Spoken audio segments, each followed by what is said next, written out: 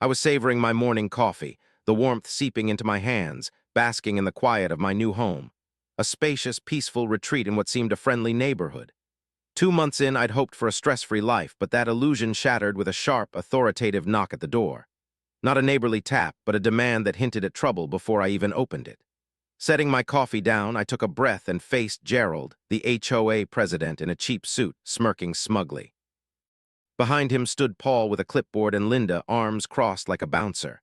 Without a hello, Gerald thrust a paper at me, his voice dripping with fake courtesy. "Mr. Carter, you're in violation of multiple HOA regulations. You have 30 days to vacate." I blinked, scanning the notice. Lawn 3 inches too high, mailbox 2 shades too dark, garbage bin visible outside collection hours. "You're evicting me over this?" I asked, incredulous. Gerald nodded, arms folded. "It's about maintaining aesthetics. Rules exist for a reason." His cronies shifted, expecting me to crumble, but I held steady, amused beneath my neutral facade. They had no clue who they were dealing with. I'd researched this neighborhood thoroughly before moving in and stumbled into something valuable, something that could flip this game entirely. I didn't tip my hand, just asked, "Who are you?" Gerald puffed up. "I'm Gerald, HOA president. This is Paul and Linda, board members." Paul nodded curtly. Linda sneered. Power trippers, all of them thriving on petty control. 30 days, Gerald repeated. "Non-compliance means legal action." They strutted off, victorious in their minds. I watched, mind racing with options, not mad, just entertained. Back inside, I studied the notice, its aggressive tone meant to intimidate. It worked on others, I was sure, but not me. I pulled up documents on my laptop, ones I'd reviewed last week. This HOA was a fragile kingdom, crumbling under debt from reckless spending. Renovations, personal expenses, frivolous lawsuits. A month ago, I'd quietly bought that debt, owning their financial liabilities. Gerald didn't know his power hung by a thread that I held the strings. I could have exposed it then, but I waited, curious how far they'd push. Now they'd declared war, blind to my arsenal. Leaning back, I debated. Reveal I was their creditor now or let them bask in false triumph a bit longer. The latter sounded more fun. The next day, I hit my first HOA meeting, sitting in the back, expression blank. The room reeked of exhaustion, homeowners worn down by Gerald's reign. He spotted me, smirked, thinking I'd beg. "We've much to discuss," he began, tapping papers. "Violations, then new regulations for neighborhood integrity." I listened, letting him dig deeper, knowing everything he controlled was already mine. He rolled out absurd rules: fines for holiday decor past 3 days, penalties for dirty cars, mandatory fence inspections, each a cash grab. Homeowners squirmed, scared to object. Gerald leaned forward, smug. "These keep property values high. Concerns?" Silence. A woman hesitated, then stopped at her husband's nudge. Fear was Gerald's weapon, honed over years. I raised my hand casually. His eyes flicked to me, surprised, then masked with a smirk. "Yes, Mr. Carter." "Just curious," I said calmly. "How will the HOA enforce these?" Gerald straightened. "Fines, warnings, legal action if needed, that's order." I nodded. "And if the HOA's in violation itself, like unpaid debts owned by a third party, wouldn't that break its own rules?" His smugness faltered, the room perking up. He was rattled, and I'd only just begun. Gerald's frown deepened as my question hung in the air, the room stirring with uneasy curiosity. "That's not a homeowner concern," he snapped, brushing it off. "The HOA operates independently of individual finances." I tilted my head, feigning innocence. "Are you sure?"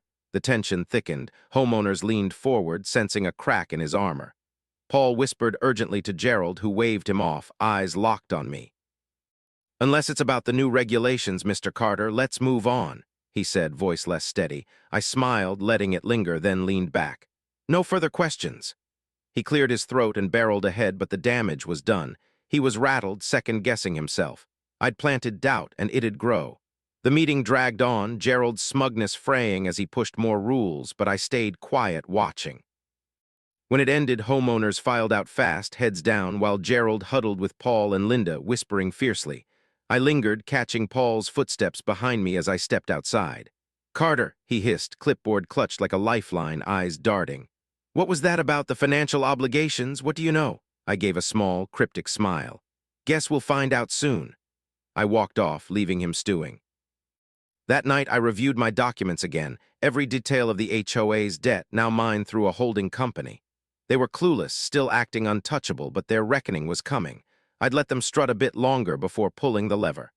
Over the next few weeks, I laid groundwork, keeping my ownership under wraps. The homeowners were key, fed up but beaten down by years of intimidation. I needed them ready to fight before I struck. Casual chats turned into intel gathering. Fines for open garage doors, unaesthetic plants, kids' bikes in driveways, petty tyranny. Gerald had built a kingdom on fear and greed, and it was rotting. I attended more meetings, asking pointed questions, never too aggressive, just enough to stir thought. Why triple landscaping fees? Who approves these lawsuits? Gerald's interruptions grew sharper, his dismissals curt, but others started speaking up too, a slow shift. He even threatened to cut meetings short when pressed too hard. Then came my chance, a board election. Normally a sham, Gerald's crew rigged it to stay in power, but this time anger simmered too hot to contain. I met quietly with vocal homeowners, offering to cover their HOA fees for a year if they voted out Gerald's board, no bribes, just removing fear of retaliation. They jumped at it, eager for change. Election night crackled with tension. Gerald sat up front, smugness tinged with unease as turnout spiked. People who'd never voted showed up, eyes alive. Votes rolled in, his confidence waned. His name barely surfaced, nor did Paul's or Linda's. New names, once scared residents now backed by support, took the lead. The final tally dropped. Gerald's board was out. The room exploded, cheers, claps, years of frustration unleashed. Gerald stood, face crimson, searching for an ally but found none. He wasn't done fighting, though. I could see it in his calculating glare. Time to push harder. I stood, voice cutting through the noise. With a new board, let's review the HOA's finances, see where our money's gone, and plan a fair future. Murmurs of agreement spread. The new board nodded. Gerald snapped. There's no need. The finances are fine. I kept calm. If so, transparency won't hurt. His jaw clenched. He was trapped. The board greenlit the review, and I knew the truth would bury him soon. The new board dove into the HOA's finances with a hunger for truth, and what we uncovered was a cesspool deeper than I'd imagined. Over days, we sifted through records. Gerald's years of misuse laid bare. Funds meant for neighborhood upkeep had fueled his ego. Luxury business retreats to tropical resorts, extravagant dinners billed as board meetings, thousands squandered on lawsuits against defiant residents. Fake projects padded the books, repairs never done, invoices to shell companies, landscaping fees triple the norm. A security service was just payouts to his buddies. It wasn't mismanagement, it was fraud, blatant and shameless. When we went public, Gerald's last crumbs of support vanished. Homeowners who'd cowered before him now bayed for blood, demanding refunds, lawsuits, cops. He flailed, claiming it was all justified, but his lies rang hollow. His reign was ash. I watched him pack up the HOA office, hands trembling with rage. He shot me a venomous glare. I smiled. Should have been more careful. You never know who you're messing with. He stormed off without a word, powerless, but I wasn't done. With Gerald out, I met the new board and dropped the bombshell. I owned the HOA's debt, their financial lifeline. Panic flashed, then relief as I explained I'd bought it to fix, not exploit. My goal wasn't to rule like Gerald. It was to dismantle his machine. At the next meeting, I nullified every absurd fine, slashed fees, gutted pointless rules. Homeowners cheered as we torched Gerald's nightmare. The HOA transformed into something unrecognizable, a tool for the community, not a whip. Gerald's downfall rippled outward. People moved freer, no longer tiptoeing around petty edicts. The mood flipped from dread to a buzzing hope. They'd reclaimed power stolen too long. But his legacy lingered in broken trust and old wounds. A full audit was next, peeling back every layer of corruption. The board hesitated, challenging the past unnerved them, but I assured them the tide had turned. Homeowners backed them now. The old guard was dust. The numbers rolled in worse than expected, fraud so bold it mocked us all. Fake projects, inflated costs, Gerald's greed had no bottom. Anger brewed. What now? Some wanted lawsuits, others a clean slate. I got it, years of being bled dry, but scrapping the HOA entirely risked chaos. Structure mattered, just not Gerald's kind, so we pivoted. The next meeting broke tradition, no top-down decrees, just open floor. Homeowners, once mute, led scrap fines, rethink spending, vote on big calls. Ideas flowed, raw and real. For once, the HOA served them, not the other way around. The outcome was drastic but right. Most fines died, fees halved, policies rewritten with their hands. People who dreaded HOA letters now shaped their world. Gerald didn't fade quietly, though. Stripped of power, he lurked, filing complaints against the new board, alleging a rigged election. When that flopped, he spammed homeowners with doom. Property values would tank without his iron fist. No one bit. His desperation was pathetic. The more he clawed, the smaller he looked. The audit's public reveal was the final torch, his fraud in black and white, money stolen for personal thrills. Fear flipped to fury. They wanted him gone for good. The board filed charges. Cops opened a case. Gerald, who'd thrived on others' silence, had misjudged us all, me most of all. The day police hit his door, the neighborhood watched, a quiet triumph brewing. He'd ruled like a king. Now he was just a man losing everything, and we were ready to finish this. The police pulling up to Gerald's house was a scene etched in neighborhood lore. Mid-afternoon, squad cars gleaming, him stepping out disheveled, clinging to scraps of dignity. The crowd gathered not to help but to witness. Some snapped photos, others whispered. No one intervened. He scanned for allies, found none, only contempt in eyes that once feared him. As he was escorted away, a slow clap started, swelling into cheers, laughter, a release of years under his thumb. It wasn't just his fall, it was our freedom. That night the streets buzzed with a party, music, food, joy spilling from porches. It marked not just Gerald's exit, but a new dawn. People who dodged HOA meetings now brainstormed ways to heal the community, unshackled from dread. I stood back, soaking it in, a quiet pride settling over me. I'd come for peace, faced eviction over nonsense, and ended up sparking this. But one task lingered. I still held the HOA's debt, its financial strings. I'd saved them from Gerald not to rule, but to liberate. Keeping that power felt wrong. It had to go back to them fully. Days later, I called an emergency meeting, not for crisis, but closure.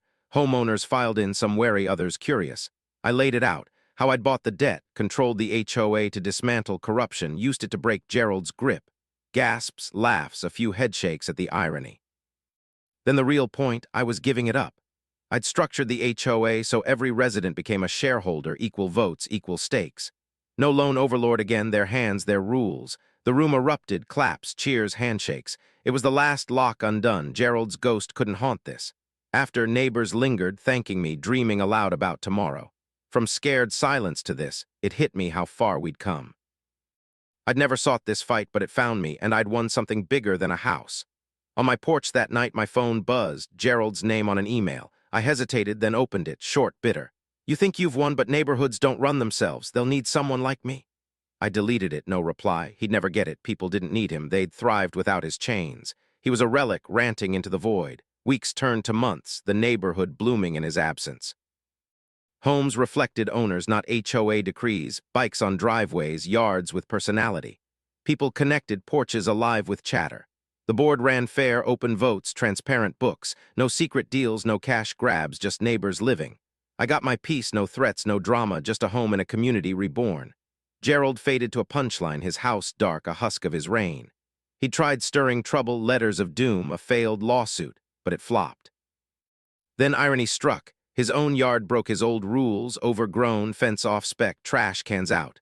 The board now just warned him fairly. He ignored it, fines stacked, and in a twist, the evictor got evicted. Trucks rolled in, he fought, but the law he'd bent against others turned on him. He drove off, head down, gone for good. No one mourned. I never planned this war, just wanted quiet. But fate dragged me in, and we all won. Gerald's empire dust, replaced by a neighborhood alive, free, and ours. Sipping coffee now, I smiled at the laughter outside. This was home, and it was finally right. Gerald's eviction left the neighborhood in a state of quiet triumph, the air lighter than it had been in years. His dark, lifeless house stood as a monument to his collapse. No one mourned his exit, and the celebration that night lingered in memory. Music drifting, kids racing with candy, adults laughing over shared relief. I'd watched from the sidelines, coffee in hand, marveling at how a fight I never wanted had unshackled a whole community. The trucks hauling his things away that afternoon were just the final note. The real victory was the shift. People no longer flinched at every shadow of HOA authority. They owned their homes again in spirit as much as deed. The weeks after buzzed with a new rhythm. Front yards sprouted quirks, flower beds free of aesthetic rules, bikes leaning on porches without fear of fines. Neighbors waved, stopped to chat, their voices carrying a warmth that Gerald's reign had smothered. The board, now a mix of folks who'd once ducked meetings, ran things openly, votes on every change, books anyone could check. No more backroom deals or cash siphoning schemes, just fairness. I'd got my peace sipping coffee without dread of knocks, but people started looking to me asking advice on tweaks or how to keep this going. I hadn't planned to lead just to live, yet here I was, the guy who'd sparked it all. It felt odd, flattering, but heavy. I didn't want Gerald's throne, even a kinder version. The point was breaking that cycle, not redirecting it. One evening, Karen, not the HOA tyrant type, but a sharp, middle-aged woman who'd rallied votes against Gerald, caught me on my porch. "You've done a lot," she said, handing me a beer. "Never thanked you proper." I took it, shrugging. "Wasn't just me, took all of us." She nodded, sipping hers. "Still, you lit the match, gave us guts to push." I smiled. "Just wanted to live here without nonsense." She laughed. "Got more than that, didn't you?" She was right. I'd stumbled into purpose, not just a house. That night my phone pinged, another email from Gerald. I almost skipped it, but curiosity won. "You think you've won," it read, "but neighborhoods don't run themselves. They'll beg for me when it falls apart." Bitter, delusional, he couldn't see people thriving without his leash. I deleted it, no reply needed. He was a ghost howling at a world that moved on, but his words nagged. Structure mattered, just not his kind. The new HOA was working, but fragile, still finding its feet. I'd handed over the debt, made them shareholders, yet I lingered in the background, unofficial glue. People trusted me to steer, but I knew real freedom meant me stepping back fully. Next morning, I mulled it over coffee. The audit had exposed Gerald's rot, fake projects, stolen cash, and the board had cleaned house, but roots of his system lingered in old habits. Homeowners were eager but green. Could they hold this without a pivot point? I'd bought the debt to kill his tyranny, not to hover as a shadow boss. Karen's words echoed. I'd started it, but it wasn't mine to finish. By noon, I decided the last thread tying me to control had to snap. I'd call one more meeting, not to lead, but to let go, ensuring they'd stand alone. Gerald was gone. Now it was their turn to rise. The decision to fully let go simmered in my mind as I sipped coffee the next morning, the neighborhood waking around me, kids pedaling bikes, a neighbor pruning roses without glancing over her shoulder for HOA approval. It was what I'd fought for, peace, not just for me, but for everyone. Yet I still held a shadow of power, not by choice, but by circumstance. People leaned on me after Gerald's fall, and I'd guided them this far. The HOA was theirs now, shareholders all, but my role as the spark lingered like an echo. I didn't want it, never had. The whole point was shattering one-man rule, not trading it for my own. By afternoon, I drafted a plan, one last meeting to cut that cord, transition them to self-reliance. I called the new board Karen, a quiet guy named Tom, a few others who'd stepped up post-Gerald, and pitched it as an update, keeping my intent vague. They agreed, curious but trusting. That evening, the community center filled, faces brighter than the sullen crowds of Gerald's days. I stood up front, no podium, just me and a room of neighbors who'd once ducked his wrath. "You've all seen the changes," I started, voice steady. "Gerald's gone, the rules are ours, the money's clean. I told you last time I'd bought the debt, flipped the HOA to you, every homeowner a shareholder. That's done." Murmurs, nods, some still marveled at it. "But I've been thinking," I went on, "about how this started. I got an eviction notice over a mailbox and a trash bin, petty nonsense. Fought back because I had to, found their debt, used it to break his grip. That's why we're here now, free." A few clapped, Karen grinned. "Thing is," I said, "I'm still here advising, nudging, you don't need that. You've got this, votes, voices, power. I'm not on the board, never was, but I've been a crutch. Time I step back for good." The room stilled, eyes widening. Tom leaned forward. "You're leaving." "Not the neighborhood," I clarified, smiling. "Just this. I bought the debt to fix, not to run, sold it to you so no one, me included, holds the reins alone. You're ready, been ready since Gerald's truck rolled out." Karen crossed her arms, thoughtful. "You sure people trust you?" "That's why I'm sure," I said. "Trust yourselves now. I'll be a neighbor, not a fixer." A beat of silence, then applause, slow at first, then roaring. Hands shook mine as they filed out, some thanking me, others just nodding, understanding. It felt right, like shedding a coat I'd worn too long. Outside, the air was crisp, stars sharp overhead. I'd come for a quiet life, stumbled into a war, and now handed back the peace I'd won for them, for me. Next day, the shift was subtle but real. No one knocked with questions. The board emailed a meeting agenda. Community-driven, no, "Carter, what do you think?" I grinned, freedom for us all. Gerald's last email flickered in memory. "They'll need me," and I laughed. They didn't need him or me atop them. They built something better. Weeks later, a package hit my porch. A thank you from the board, coffee beans, and a note. "For starting it. Enjoy the quiet, Karen and Co." I brewed a cup, sat outside, and listened to the neighborhood hum, alive, unburdened. Gerald was a ghost. I was just a guy with a house again. The coffee from the board's gift tasted richer that morning, brewed as I sat on my porch, the neighborhood stretching out in its newfound ease. Kids raced bikes down the street, their laughter sharp against the hum of a lawnmower, normal sounds, but they hit different now, free of Gerald's invisible leash. I'd stepped back at that last meeting, and the shift held. No one leaned on me anymore. The board's latest email, a dry rundown of votes on a playground repair, did CC me for input. It was theirs now, fully, and I was just a guy with a mug watching it work. The week since had a rhythm I'd craved when I moved in, peaceful, unscripted. Yards bloomed with personality. A gaudy gnome here, a wildflower patch there, no HOA clipboard ticking off violations. Neighbors lingered in driveways, chatting over fences, connections Gerald's rules had choked. The board kept things fair, open meetings, votes on every dime spent, no shadows of secret deals. I'd catch snippets walking by, new benches. Yeah, passed last night. Simple, democratic, human. I'd won my quiet life, but it was more knowing I'd helped crack the cage open. Gerald's ghost faded fast, his name a punchline, his house still dark, up for sale with no takers. He'd tried clawing back after the cops hauled him off, firing off letters predicting doom without his leadership. They landed in trash cans unread. His lawsuit flopped. Judges don't humor frauds with no leg to stand on. Then came the kicker. His own yard, once his pride, broke every rule he'd wielded. Overgrown weeds, a sagging fence, trash cans glaring from the curb. The board warned him, fair and by the book, the way he never did. He ignored it, fines piled, and the irony peaked. The evictor got evicted. I'd missed the trucks that day, but neighbors filled me in, him stiff-walking to his car, head down, crowd watching silent. No cheers this time, just a shrug. He was done. That night I joined a small gathering, beers and stories around a fire pit. Someone toasted to no more Geralds, and laughter rippled. Karen, beer in hand, nudged me. "Still think you didn't do much?" I smirked. "Just lit a match, you all burned the house down." She grinned. "Fair enough." The fire crackled, and I felt its satisfaction not just at his fall, but at what rose after. The HOA wasn't dead, it was reborn, a tool, not a tyrant. Months rolled on, the neighborhood settling into itself. Spring brought kids kicking balls in yards, summer saw porches packed with chatter, no fear of fines for noise. I'd nod to folks passing, no longer the fixer, just a neighbor. The board sent updates, playground fixed, fees steady, a vote on holiday lights looming. I'd skim them, smile, delete, my part was over. One afternoon my phone buzzed, Gerald again. I almost skipped it, but opened it anyway. "You'll see, chaos without me." Same bitter rant, weaker now. I trashed it, no reply. He'd never grasp it. People didn't need his fist. They'd built order without it.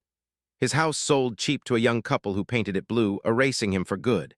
Evening fell and I stepped outside, air cool, streets alive with dusk's hum. This was it, the home I'd wanted, the peace I'd fought for, shared by all.